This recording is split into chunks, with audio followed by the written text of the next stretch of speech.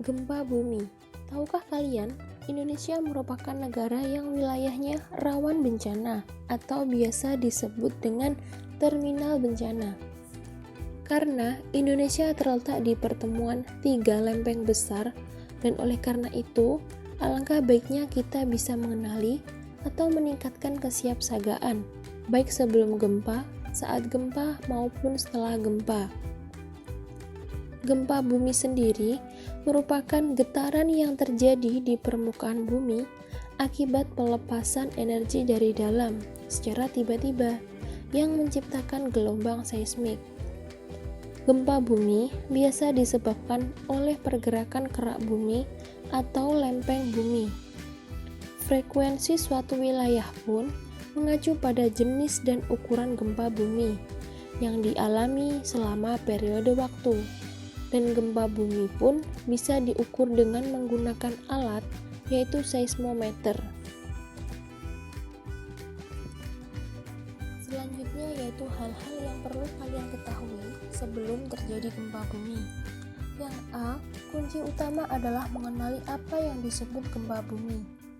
Pastikan bahwa struktur dan letak rumah Anda dapat terhindar dari bahaya yang disebabkan oleh gempa bumi. Lalu, mengevaluasi dan merenovasi ulang struktur bangunan Anda agar terhindar dari bahaya. Yang B, kenali lingkungan tempat Anda bekerja, sekolah, atau dalam perkuliahan. Perhatikan letak pintu, lift, serta tangga darurat. Jadi, apabila terjadi gempa bumi, kalian sudah mengetahui tempat paling aman untuk berlindung. Selanjutnya yaitu belajar melakukan P3K. Hal ini dilakukan jika sesuatu terjadi atau ada reruntuhan. Yang C, penyebab celaka yang paling banyak pada saat gempa bumi adalah akibat dari kejatuhan material. Atur benda yang berat sedapat mungkin berada pada bagian bawah. Lalu cek kestabilan benda yang tergantung pada dinding yang kemungkinan dapat jatuh bila gempa bumi terjadi. Selanjutnya yaitu tips atau cara saat gempa bumi terjadi. Yang pertama, jika Anda berada di dalam sebuah bangunan bertingkat, lindungi badan dan kepala Anda dari reruntuhan bangunan dengan bersembunyi di bawah kolong meja atau cari tempat yang aman dari reruntuhan. Lari keluar apabila masih dapat dilakukan.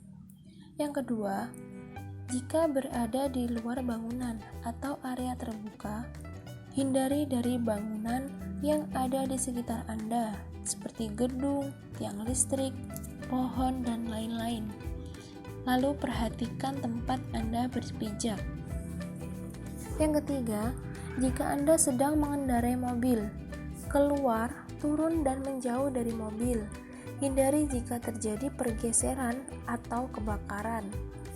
Yang keempat, jika Anda tinggal atau berada di pantai, jauhi pantai untuk menghindari terjadinya bahaya tsunami.